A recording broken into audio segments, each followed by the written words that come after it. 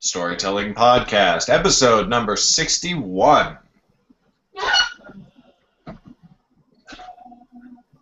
I don't hear anything.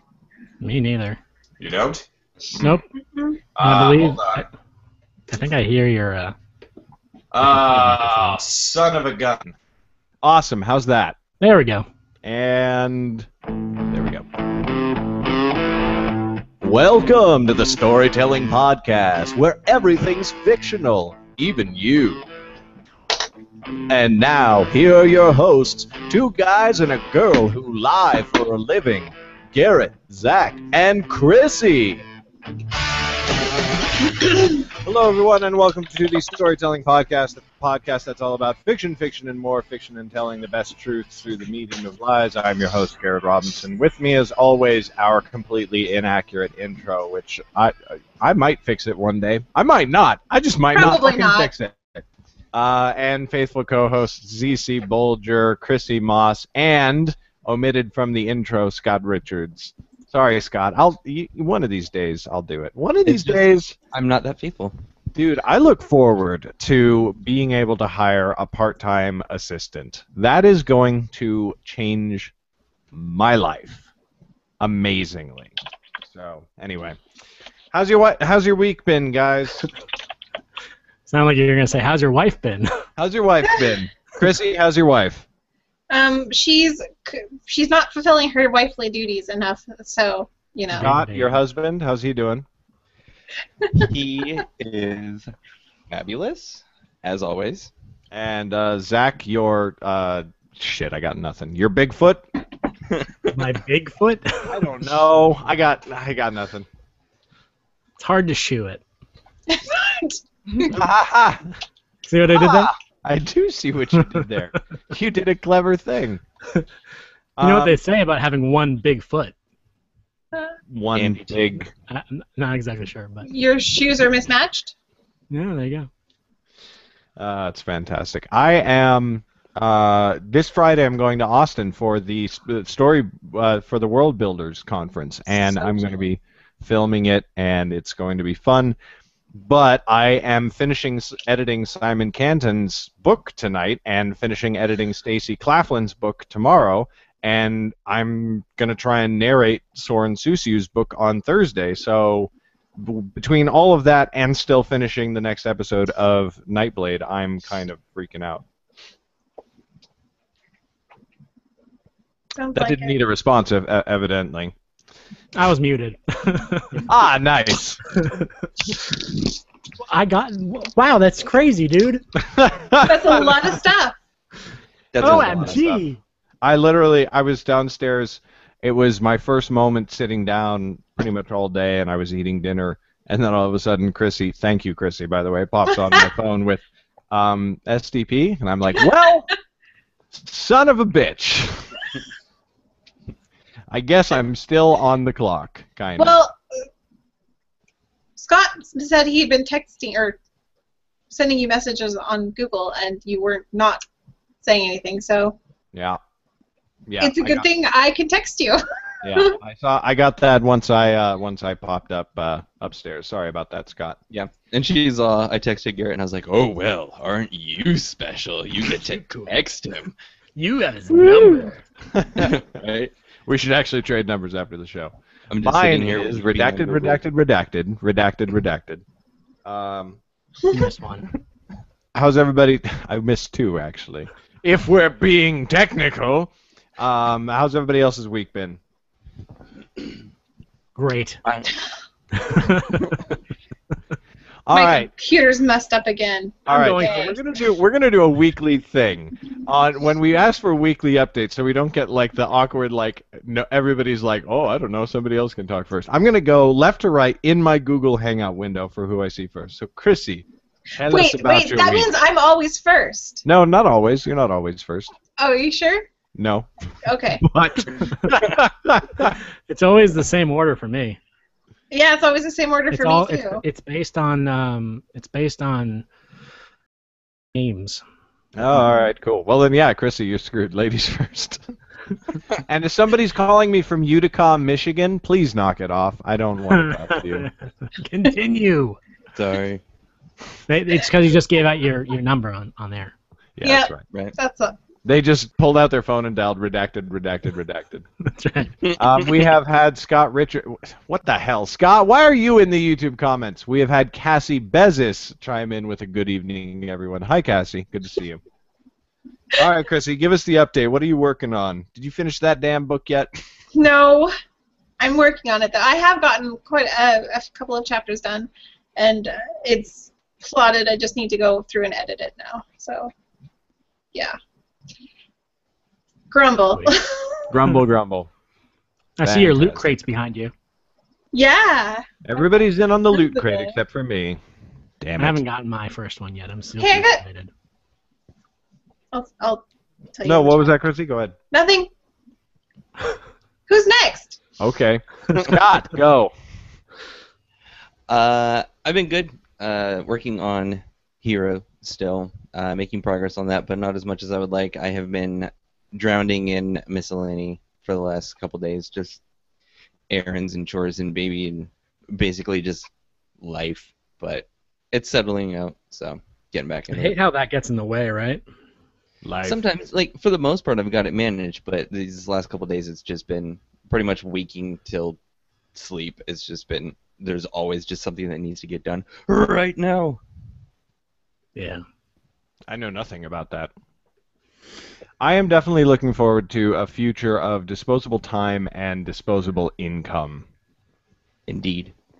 Because like, you know, I mean, I saw what you said in the chat, Chrissy, and like, I would love a friggin' loot crate. I would love all of the stuff that I would get from a friggin' loot crate. And I, like, if I was like, hey, sweetie, I was thinking about doing this thing, she'd be like, are you joking? Are you kidding me right now? Ha ha! You're spending money on toys. That's hilarious.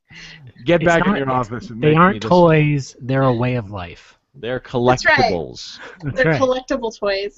Yeah, this next one is going to be Star Wars, Firefly, and Firefly. Hell yeah. Yeah, it's going to be dope. I may need to get this next one. I'm super It's excited. Star Trek, Star Wars, and Firefly. I mean, the three space going. Yeah. 2 Can't out do of 3 ain't bad. Well, I mean, I have Battlestar Galactica up there as well. Well, it's called Galactica. What? Yeah. That's what it is. And- We're getting a loot crate. yeah, you just get one. Just get one for the week or for the month. Yeah, you get one for Yeah. the month and then just continue it right afterwards. No, that's probably not going to happen. I ordered the copies of Nightblade for everybody who's bought one so far, because I have for this week until Friday, anybody who gets Nightblade, the paperback, is going to get an autographed copy, and I put it in the Amazon store, so they provide you with like international shipping capability. So, so I ordered all of those. That's like my version of the loot crate right now. It's just like I'm waiting for the books to come in the mail. Like, come on, come on. That's cool. Yeah. And the second one's coming along, and oh my god, guys, like I'm so...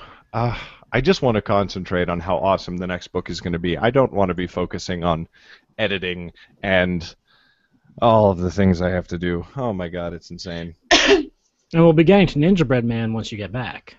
Yes, that is the idea. That is the theory of what's occurring when I return. Oh, is that Uh-huh. happening? Is that happening now? What? Ninja Bread Man? Yeah. You would think so. That is Oh, We would hope so. what's supposed to occur. Yeah. He has number 2 and he has number 3 waiting for him. So. Yep. They're sitting ready to go. As soon as I am. For my weekly update, Right. I started really. I started working on the audiobook for Danny Calloway. Nice. Yeah, I'm tweaking the recording because the only thing that's current standard is the S's. I need to DS my recordings, figure out how to do that better. But once I get that fixed, I will be putting them out probably. And then I in November, I will be going to Arizona and talking to like 120 students, doing a book signing at a school over there. Nice. And I have another school in Los Angeles sometime in November. So it's pretty Cool. fun. Yeah. It's gonna be fun. Yeah. I'm looking up because I want to talk about this thing. Does anybody remember the name of this author that's been going absolutely berserk about his book reviews? No. Oh, yes. What's his name again? I don't know what his name was, but I did read that. Trying to find this. I will find this. Is this the one where he started? He just went into. He just laid out like 20 different Yes. replies. He wrote more words than are in his actual book. Oh, yeah. Yeah. Yeah, I didn't read the whole thing. And but- the review of the book wasn't horrible. He said it needed improvement, but he didn't like lambast it or anything. Yeah. So Where is it? I'm trying to pull it up. yeah. I'll find his name. But he, so this guy wrote. I mean, okay. Well, let's just start off with the obvious. He wrote a detective novel about Stephan Teddy J. bears. Harper. Yeah, Stephan J. Harper. So the novel is a crime detective thriller where all of the characters are teddy bears. So, I mean, right off the bat, you're like, okay, we're not engaging in serious literature here. Right. Like this is a ninja bread man type deal. Whoa, whoa, whoa. This inherently has a ridiculous quality to it, and let's all just not get our panties in a twist about this book. Okay, so this reviewer on... he even addressed that part too, the teddy bears. Sorry? He addressed the teddy bear issue. The reviewer or him? The guy, Stephan. Yeah, no. He addressed everything. There Oh, isn't a yeah. thing he didn't address. Right. So on tidbit.com wrote a review about his book, and it was very tepid, by which I mean it was not warmly praising the book, nor was it like this is terrible. It was like it's It was kind like- of fun and cutesy if you can get past the teddy bear detective thing. And he did it in the fixed layout format. That's this new thing where you can just publish a book in fixed layout on iBooks, and now Kindle just released the same thing, which is huge for authors of kids' books. And yeah, with the for picture books and stuff. right, exactly. And the reviewer was like, "Yeah, he did that really well. That's really cool." Unfortunately, you know, like the writing is a little bit meh. And a little, and like the table of contents lists all of the chapters in one big long chapter, and you know, anyway. But that's the book. And this guy jumps into the comments, and he just goes on and on and on, and he's like, "My writing is straight out of Fitzgerald and Keats. I am da-da-da. You are ruining the 400-year tradition of scholarly criticism." And you're just, whoa! Whoa! Pretty flippin' insane. Chrissy, you said you've read through it, right? Yeah. I Oh, remember one of the things was that the reviewer said it looked like the setting was like he just went on tour through like Google Maps or something and had never actually been there. Uh-huh. And the guy just went off on that. Just I don't even remember what he said, but Well, it's it so hard just- to remember because he writes 1,000-word comments. Yes, and every single he like goes through every single line of the review and disputes everything. And one of them he even says, "Okay, I've said enough. I'm gonna go. Oh wait, no, I've got more to Sorry, say." I can't just leave this alone. All right, so I'm going to screen share here just for a moment because this guy is just, he's too much. It's amazing.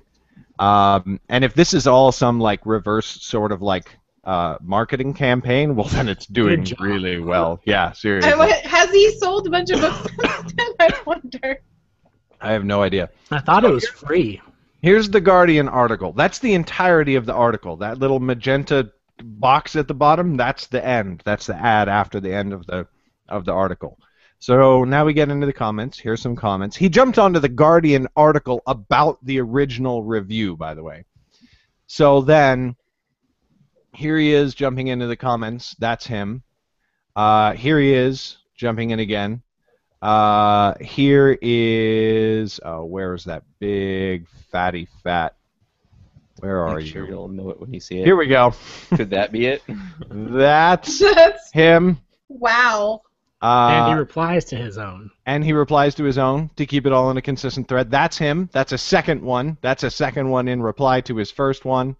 That's another reply. For the audio Wow. listeners, these are like 10, 13 paragraph, like fat paragraphs worth of for each of these comments. Yeah, if you're listening on the audio, that gigantic block is the next block. There's a little medium-sized block. Yeah, we're looking at thousands of words here. We're looking at more words than went into the book. Yeah, I it's another think novel. I saw the ones on the original review That's him. because the ones I saw were shorter, Yeah, on the but there original. were a on lot Tidbit, more of them. Yeah. On Tidbit, on the original review, he left more than 50 comments. They mentioned that in this Guardian article. Excuse me. I didn't realize he'd gone to the Guardian article also and done it. He went to another reviewer's website and harassed her so much that she turned off all comments across her site. Because at first she turned off comments on the article that he replied to where she wrote about him. And then when she turned those comments off, he jumped into another random blog post on her blog and started Oh commenting my god. there. God, what a Pulling still psycho. fit. The guy is that's bona fide certified psychotic. That's completely and totally insane by every definition of the word insanity. Yeah. Well, I mean, dude, it's a teddy bear murder mystery. Not the kind of story written by a stable person. I mean, He I don't realized know. he's going to find I out have a that we teddy bear talked story about in the him, works. and he's going to come and talk in our comments now. No, bring it Oh, on. that would be hilarious. We invite. Come on, Stephan. Crap, I forget. He has such a forgettable name. come on, dude, that one guy. Stephan Harper. Stephan Harper, come on in. We want to hear your perspective. We want to give Holly Stephan Harper Harris a says voice. toys are very important. So Holly Harris is correct. I have a teddy bear story in the works, but I won't be taking it that seriously. And it's I going to be am for not kids. going to review it.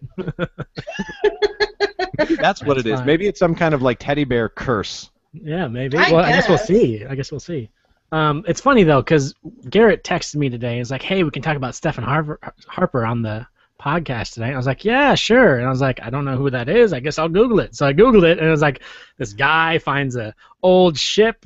Like 10 hours ago, a guy named Stephan Harper announced he found a ship of the Franklin ships that were lost in the 1800s. And I was like, I don't know what this has to do with writing, but whatever. Garrett must have something fantastic. to find. I guess we'll just talk about it. I don't know. There's been some interesting news in lately, like the one about the guy who's supposedly found out who Jack the Ripper was through Oh, DNA yeah. That one's testing. cool. Yeah, I saw that. That's cool. Yay! I was on pins and needles for that one.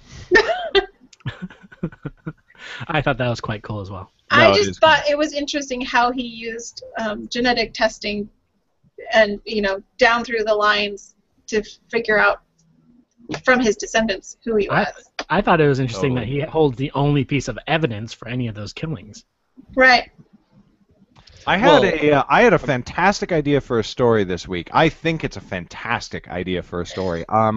I'm going to write it, but actually, I'm just going to toss this out there. And anybody that one of you guys wants Beat to you write to it, anybody listening wants to write it. Obviously, you would write it completely different from how I would. So Which go would for make it. it interesting. Yeah, totally. The story idea is You're writing it wouldn't be interesting. No, I mean, having the same idea and Having the several exact same people idea. writing No. it Yeah, I know. is cool. Chrissy, you watch Supernatural. Yes. Okay. Scott, Zach. Not even remotely. Okay, Supernatural, actually really good show. It's my favorite Very show good. Yep. in that vein since Buffy the Vampire Slayer. Yeah. Like, Way Didn't better watch that than either. your Vampire Diaries or your whatever. Well, yeah. No. I mean, maybe that's that one. not a high bar, but I'm just saying. Vampire Diaries. Yeah. Another No, good the one is Vampire Lost Diaries. Girls. Sorry, go ahead. Lost Girl. That was I'm not a fan. yeah.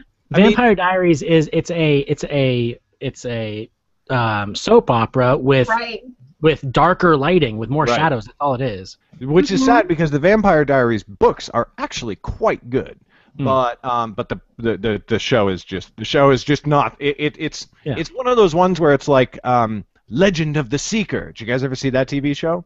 Uh-uh. No. Unfortunately. It's The it's a book series based. It's a television series based on the book series The Sword of Truth. Which those are not the best fantasy novels of all time, but they're really big fantasy novels, and they're fun and they're awesome. They're just like the good guy goes and he fights with the sword and the magic and he kills the bad guy. Yes. And you're like, okay, so they're making a TV show out of this. Yeah, let's check this out. It's just not even the book. Like it's just not the book at all. Okay. It really it deviates like first episode. It just goes, all right, you have the guy, you have the sword, you have the wizard, and now we're going this way. It's like Last Airbender. Yeah, exactly. Exactly. So anyway, how did I get started with This that? idea. Oh, okay. So Supernatural, right? A big thing that happens in Supernatural a couple of times. I'm only halfway through the 3rd season, but like it comes up a couple of times of making a deal with a demon, right? So these guys fight supernatural creatures, and there's lots of demons and heaven and hell shit going on right now. So one of the things that happens is that somebody says, he died, I want you to bring him back, and you can have my soul in a year, right? Like, you can have my soul for eternity, I get another year to live, and he comes back and he lives to a ripe old age.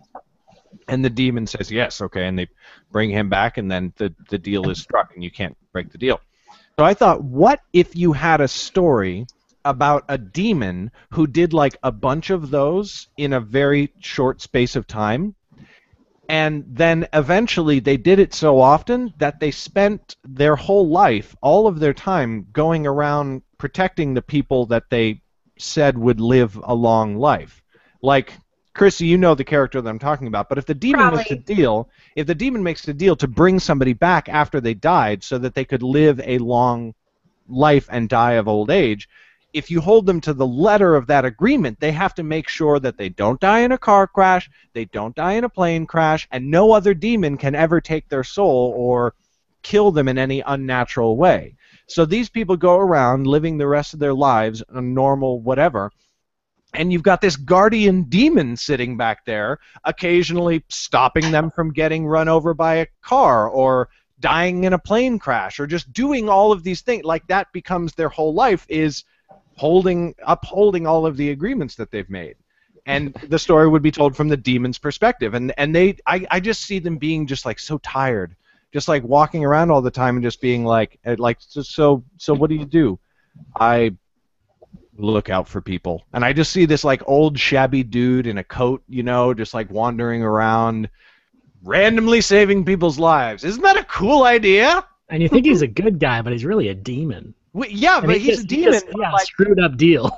right, but I think that the story is about how he has become a good guy, because I see like the central conflict coming up with another demon who decides that it really wants this person's soul for some important reason, and the main character has to go up against the other demon to That'd be save, interesting.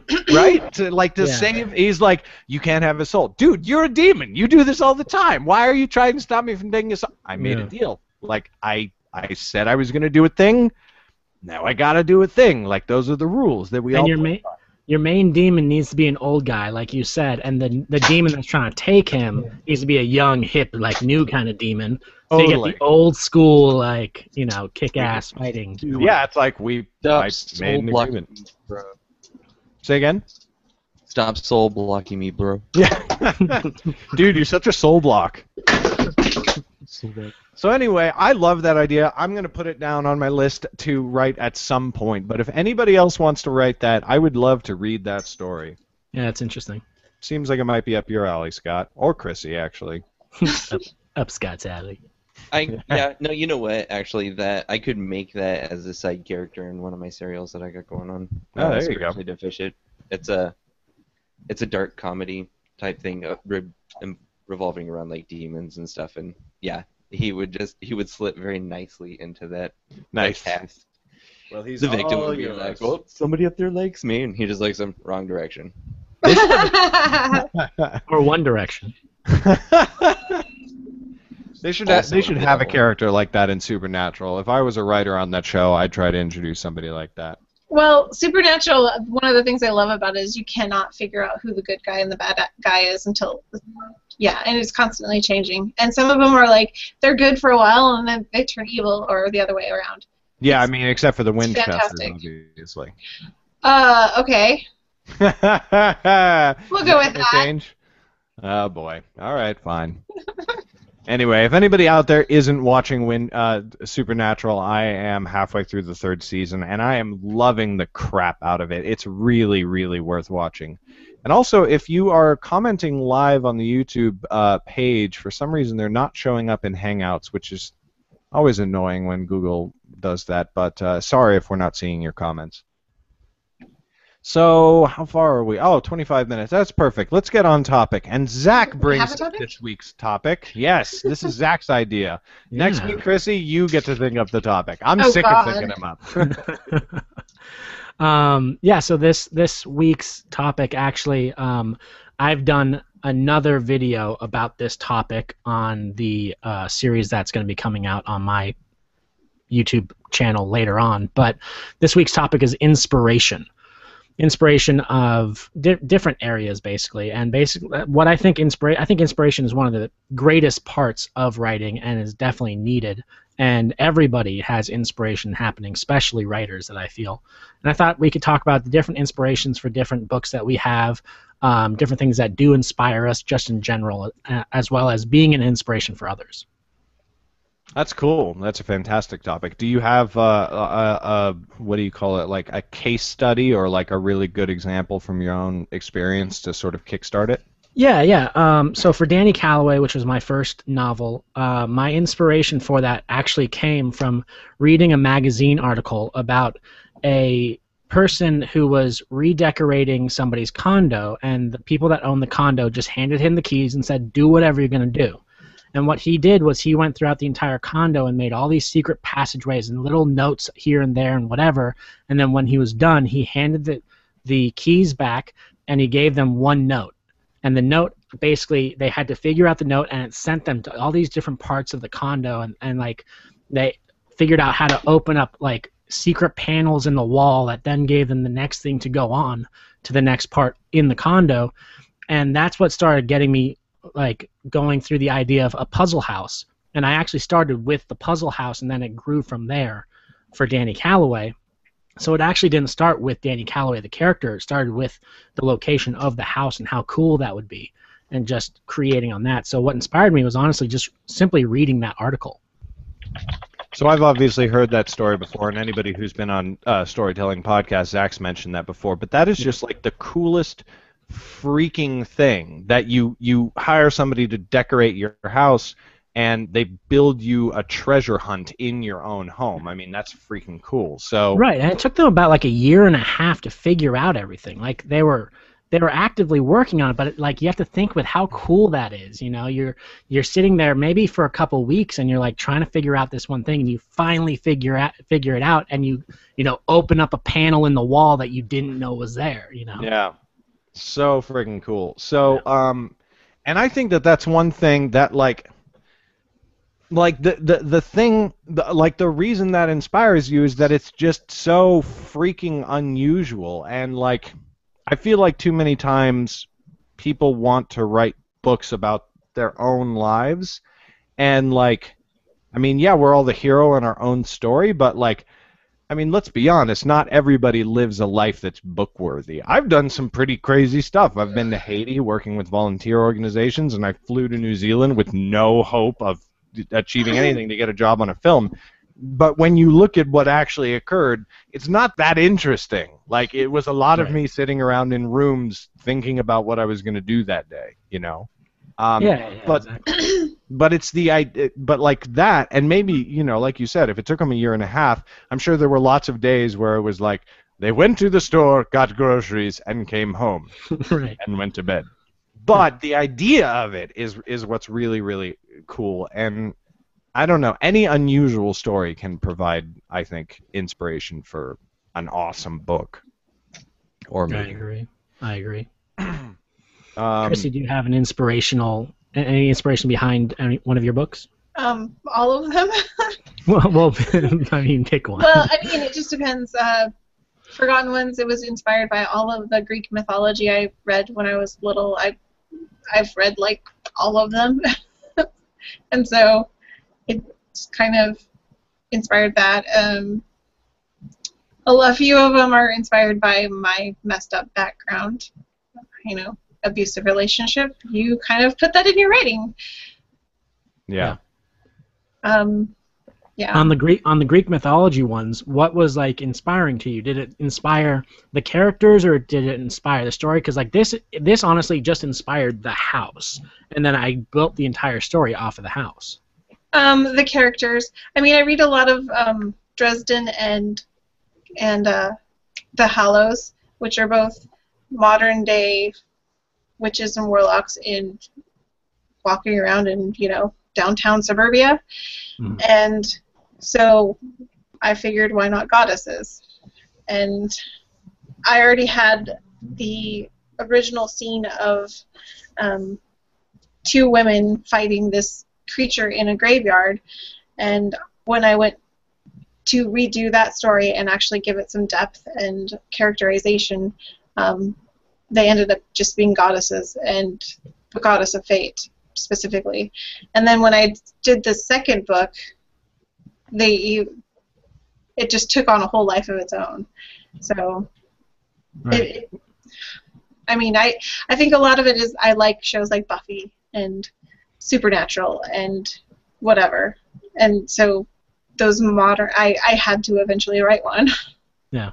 And what's also cool, like off of that, is that I read one of yours, and that inspired me for another story, which I haven't ended up writing, but it's still a story that I keep in my head, and I'm like, wow, that'd be really cool to write. So it's like, Yeah. like your inspiration from Greek mythology transferred into your book, which then inspired me for a whole another story. You Well, know? and our conversation that we just had a very short conversation through Twitter about my story, and Yeah. that's what sparked the whole next book, Right. That's right. Yeah. which you still haven't read. Okay. Okay. Good. Well handled, Zach. That was good. That was well Yeah. done. I'm You can't fight it. You Yeah. can't fight that. There's no argument you can make. It's it might be in my Kindle. You said you found it the other day. I know. I don't know if I put it in my Kindle. That's funny. And what about you, Scott? For me, a lot of my story ideas actually come randomly. They literally just like out of nowhere while I'm doing the dishes or something. I did have one that was an inspiration. I was watching the movie, I believe it's called The Possession, where at a garage sale they find a box, and it's like, you know, this haunted box, and the man's daughter like becomes attached to it. It turns out like there's some old spirit in there, and it starts like possessing her. And it was a good movie, but by the end of it, they were able to force the demon back out and put it back in the box. And then this guy comes and picks it up, and he's driving off, and he's like, "Don't worry, I'll put it in a safe place." And I just, while watching him drive off, I just started thinking, well, where did those boxes go? And that's where, and then Like I just started Jumanji. thinking, right, and that's where I got the idea for Spiritually Deficient. And it was like, originally I was thinking, I was like, well, all of these, you know, haunted artifacts, like obviously this would be a horror story. But then just the more I thought about it, just the more it became comedic. And it was just like, well, there's this guy, and he's just been doing this so long, he's just burnt out on everything gory and evil and everything. So he's got this room full of like possessed boxes and mirrors and vases and all of these things, and they're just whispering evil things to him, and he's just totally like blah about it. And And that became and is one of my favorite stories, and I'll be working on more later this year. It'll just be this ongoing series that I'll just add to as I do. That's cool. That's awesome. And Garrett, what about yours? I mean, obviously, probably my biggest storytelling inspiration has always been Lord of the Rings. I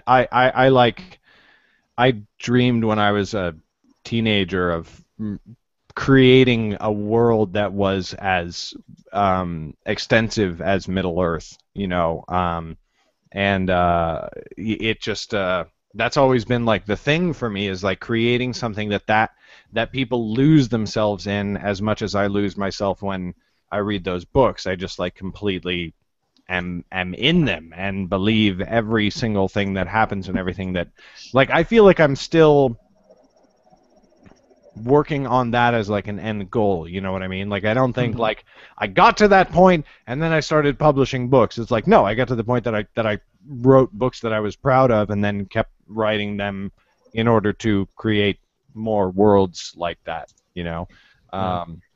or to create worlds that were like closer to that ideal end goal. But like specific inspiration for a story, what's a good one? Well, let me go through. Touch didn't really have a thing like that. Non-Zombie was taken off of somebody from Self-Publishing Podcast, so there you go.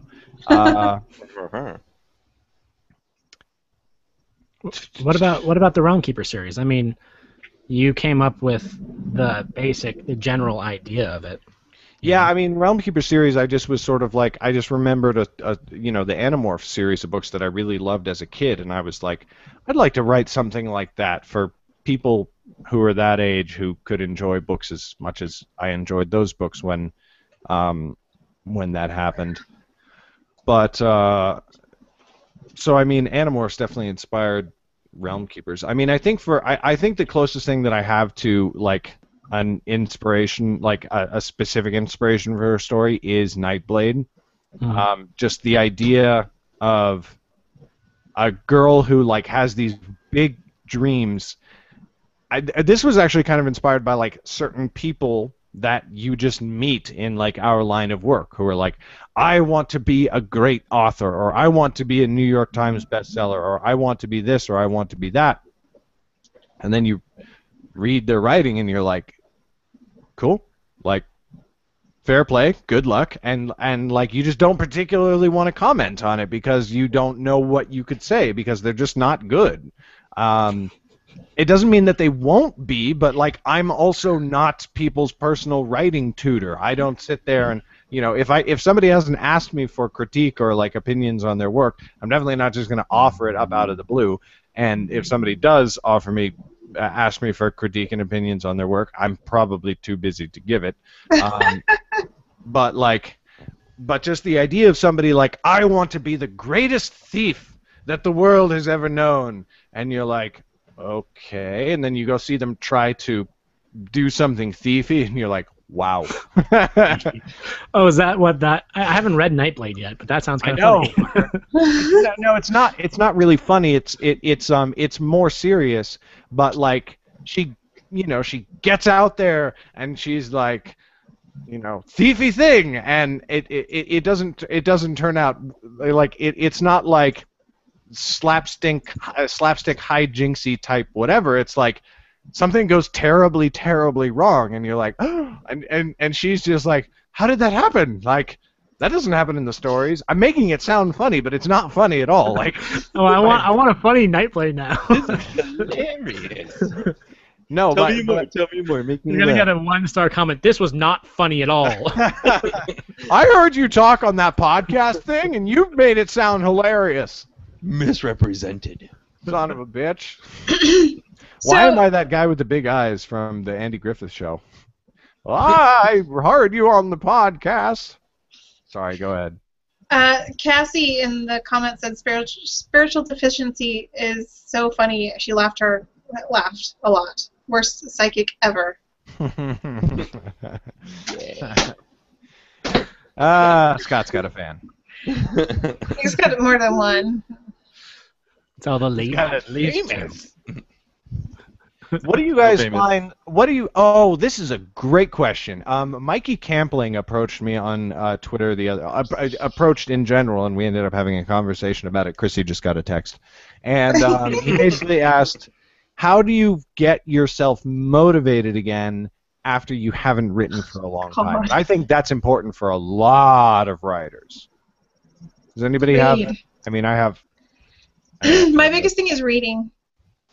Reading other people's stuff and reading my own stuff back to myself, because especially if I'm stuck on a specific problem, which I am currently stuck on the ending of my book, I just go back and I start reading, and I'll end up editing a little bit, and then eventually I'll get to a spot and I'll just start writing, and that's honestly the only thing that ever really works for me. It's annoying and it's obnoxious because I don't want to sit there and reread something that I've been spending months and months writing. I'm tired of looking at it, but it's Been the there. only thing that really works is sitting there and rereading it and then putting in a few more words, and then if I need to, I'll go read some more, and yeah. Yeah. Yeah, I've Actually- definitely been there. I actually have the opposite issue. I tend to burn out, and so I have actually, I think at last count it was about 13 different books or series threads that I really want to write, but after I finish a book, I don't want to look at words anymore for a while. Like, I'm done. Like, I need a break, and so I have to take a break and like let it come back, and it comes back on its own. I'll play games, I'll watch movies, keep it creative, keep it, story driven type stuff, so that I'm still like, in it. Like, I don't really do like mindless like sitcoms or reality shows or anything. Yeah. Yeah. But yeah, I mean, it inevitably, the itch to start writing just starts coming back and coming back and coming back, and I start thinking about the next story, and then my brain just starts obsessing over it, and then I'm ready to write the next one. Then I write it, burn out again, starts all over. Yeah. That's cool. Hear that. For me, I have a couple things. One is like for actually feeling like for inspiration, like while I'm writing, if I have like an object or images in front of me that I can look at, like I bought a replica like cowboy gun once because it was just like to hold it in my hand while I was writing something. It was like kind of inspired me, but honestly, to get me back into my books, or to get me like, okay, I'm ready, I need to move on to this next book, talking to my readers and reading reviews like gets me so pumped up, it's insane. Like someone just going, hey, can you come to my school, gets me like, I need to write Danny Cannaway too, and and I start going on it, and it's like, oh my god, it pumps me up so hardcore. So that's like my main thing. It's like talking to readers and reading the reviews. That's awesome. I actually just I don't really. This is how do I put it? I don't want to start writing a story until it's ready to be written. And what I mean by that is like if I don't, after I finish Nightblade. The second book is called Mystic, and I didn't want to start writing Mystic for like, I'd already started working out the plot, but I didn't want to start writing it until like for 4 or 5 days after I finished the last episode of Nightblade, which was like almost 2 weeks ago now. And then I sat down and I was like, it's ready to go, like the plot's there, and I'll just start it whenever I feel like it. And then one day I was like, well, I need to start, but I still don't feel like it. So what's happening? So I sat down and I started looking at the plot, and I realized that it was terrible. And I basically just started reworking it, and I made like things awesome, and I like fit pieces with other pieces so that it all like flowed together as a whole entire narrative. And once that was all there and every part of it was like, oh, this is cool, then I just immediately wanted to start writing, and I sat down and started writing. I think that, and I think that some people can't just sit down there and work at it until it's ready. But I think that I wouldn't be surprised if a lot of people only find trouble like writing because they're not like super excited about what comes next. And the thing is that like you will have moments in your book that aren't exciting, where like the car chases aren't happening and the things aren't exploding and whatever, but and they're just like a conversation between two people. But you need to find if that conversation needs to happen, then you need to find a way to make that conversation really, really epically awesome. And the problem might be earlier in the book. Like there's a conversation in the second to last episode of Nightblade where it starts off with the protagonist having a conversation with the main antagonist of that book, and the last episode just ended with her walking into the girl's room completely unarmed and defenseless and everything else, and sitting down across from the villain and going, "Hey, so we need to talk." And that setup was so awesome because she spent the whole book trying to get away from this woman, that by adjusting what happened earlier and adjusting that setup, the conversation was like really exciting, even though they're just sitting at a table talking and drinking wine. You know what I mean? It just adds the tension. Exactly. So when you set things up like that, so that like pretty much every moment of your book has a purpose and like a really, really good one, I think that inspires me to want to write the next scene. It's like it's like when you're reading and you're like, just one more chapter. Like I've had moments. I'm very strict. I write for an hour and then I stop. I've had moments where it's like I reach the end of my hour and I'm like just to the end of the chapter, and I'm like, no. Schedule nothing. Yeah, I've had the same thing while I was writing. There were certain aspects of like Danny Calloway that would make me like really want to go on to that next scene.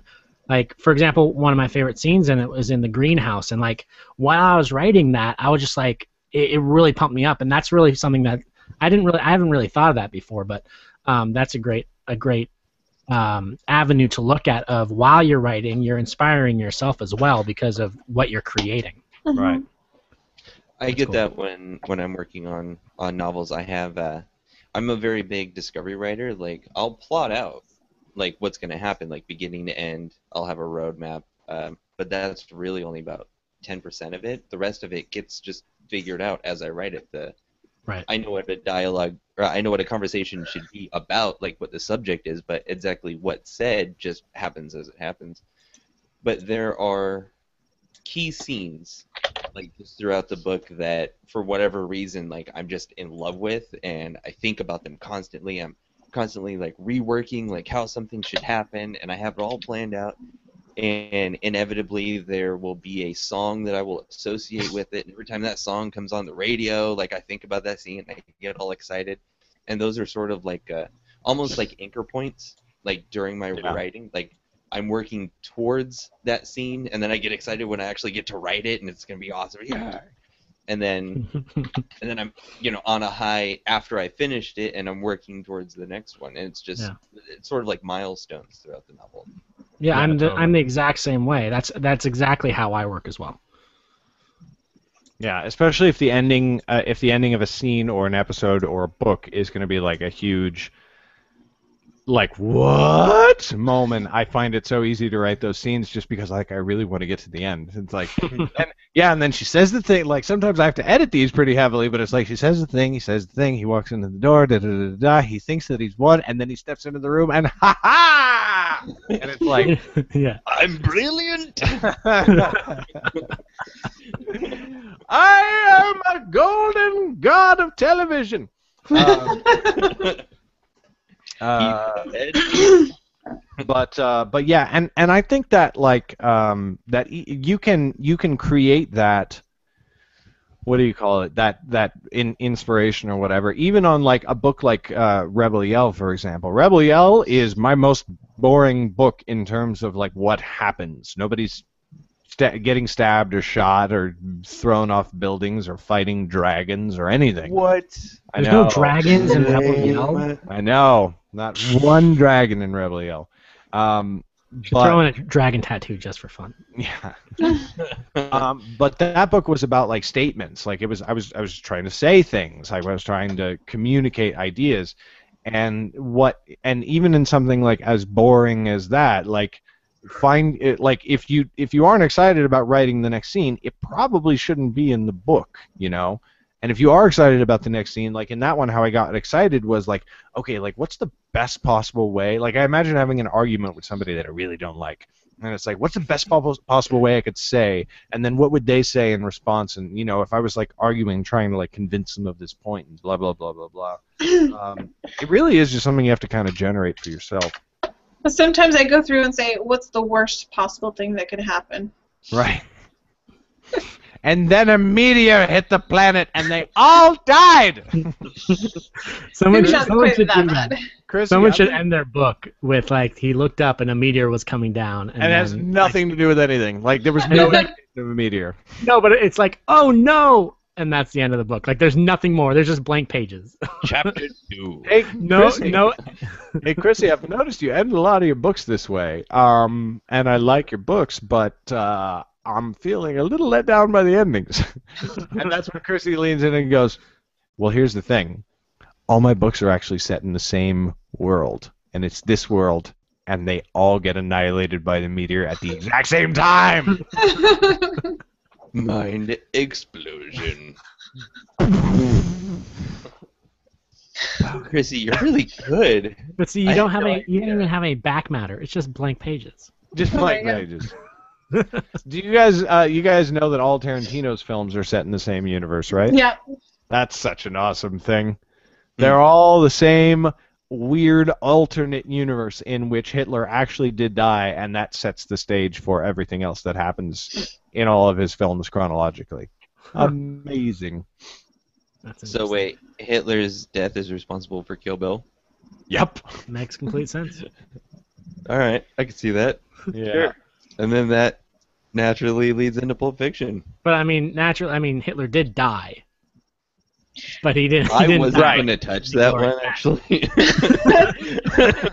You mean Well, no, I mean that's the what the Illuminati assassination wants attempt us to think. worked? Oh.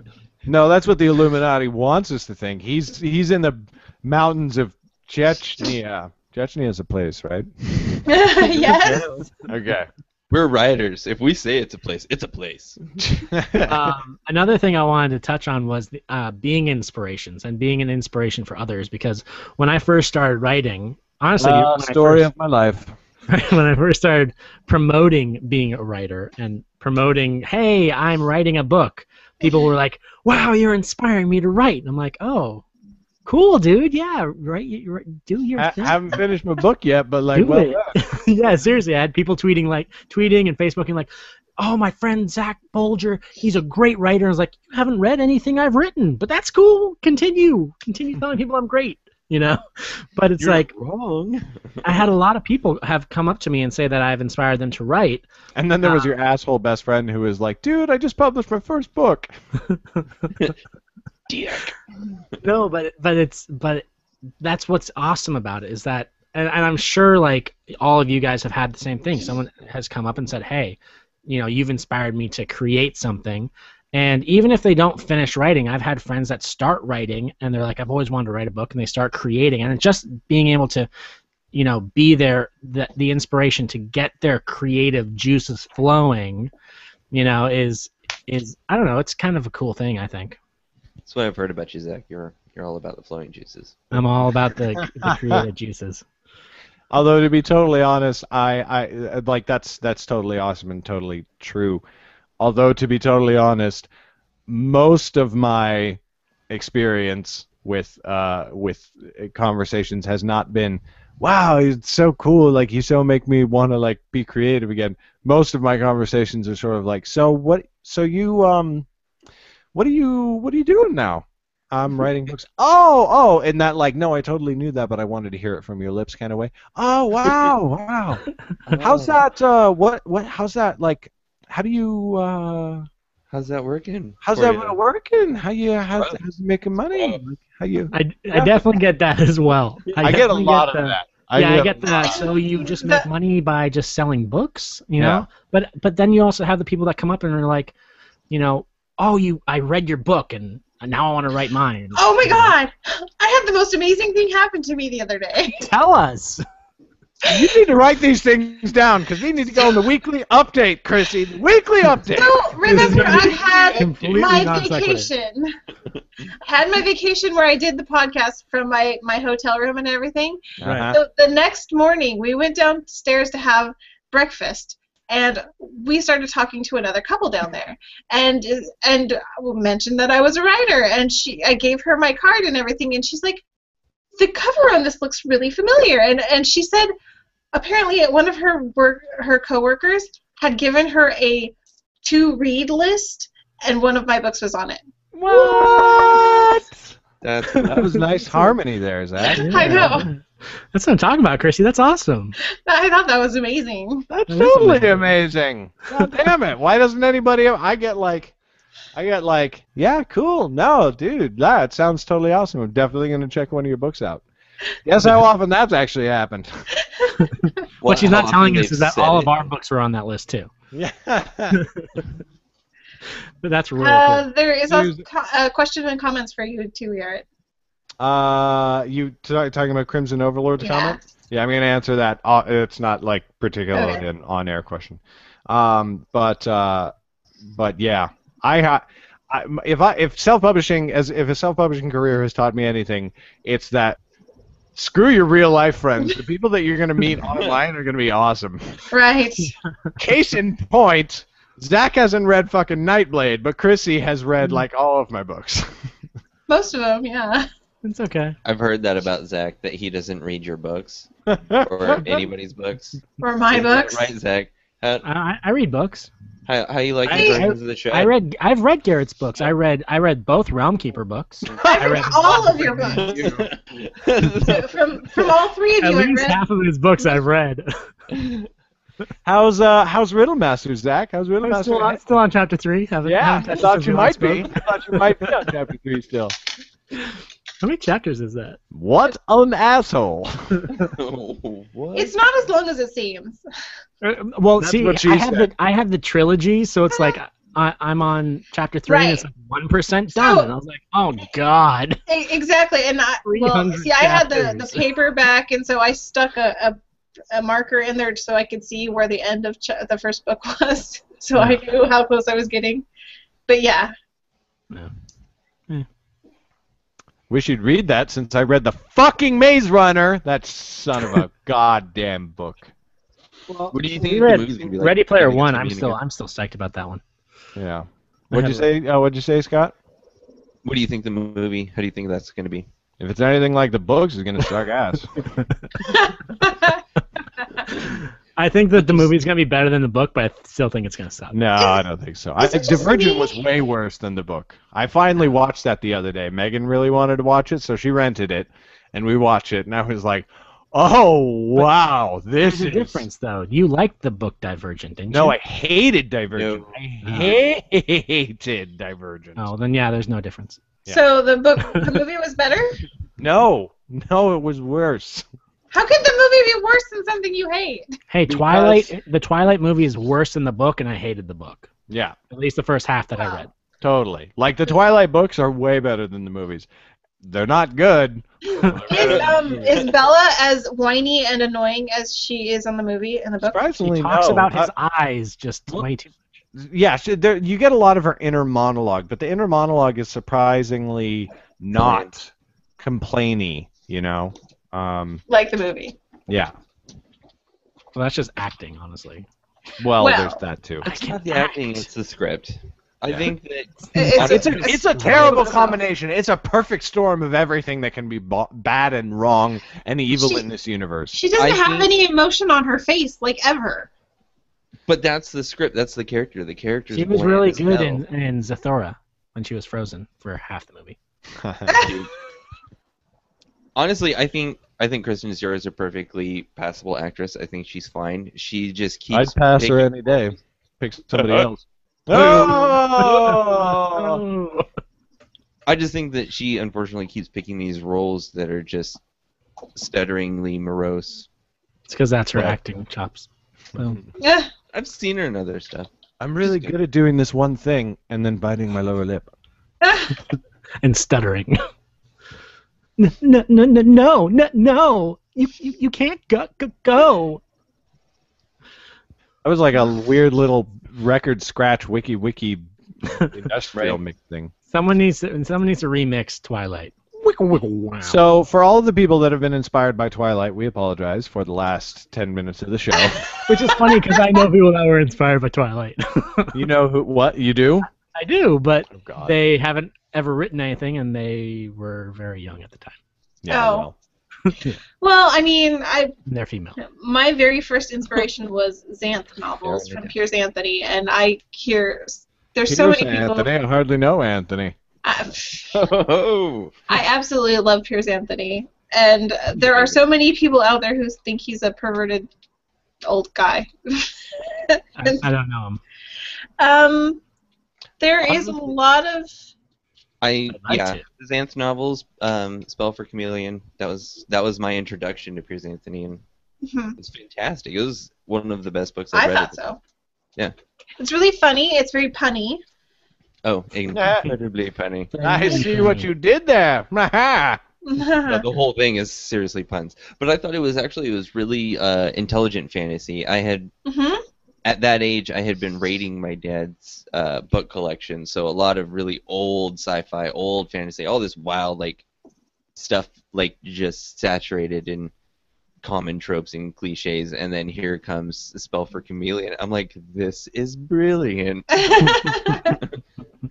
It's awesome. Yeah, and a lot of his work, it has stuff like that. It's very smart fiction, and Absolutely. I love how he puts current events and things from his life in there, and then he talks to you in his author's note, and he says, well, this is what inspired this, and this is what was going on in my life while I was writing this. And he talks about his children and his horses and living on a tree farm, and it makes you feel a part of this author's life. And that was when I was like 15 that I was falling in love with this author because of his author note and him. And right now, in this day and age, we have Twitter and Tumblr and Google Plus and all the things where we can talk to our audience and we can seriously impact our readers by communicating with them. Yeah. Yeah, that's Anyway. really cool. All right. Anywho. I believe we're at an hour, Garrett. Well, look who's in a hurry to get out of here. I have a very tight schedule nowadays that we're at from 10 to 11. Yeah, so do I, and I think my wife just let my kids into the second floor. She's been Done. doing that. It's like, he's not answering my texts or my phone calls. I think I'm just going to go let the kids pound on his office door. 'Cause he might not answer me, but he's not going to get any work done either. All right, cool. Well, then let's wrap up for this hour. I will bring this podcast episode to a close. Thank you guys for a good episode. I'm Garrett Robbins. Oh, thank you for chiming in the live comments, Crimson Overlord, Cassie Bazis, and Holly Harris. Sorry. And we'll see you next week. I'm Garrett Robinson. You can find me at garrettbrobinson.com. Zach is on Twitter at ZCBolger. Scott is at theshroudbetween.com, and Chrissy is at chrissymoss.com. We'll see you next Tuesday, everybody. Good night.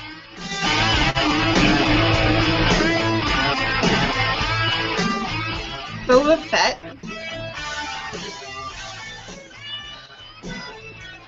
Oh, it's escaped me.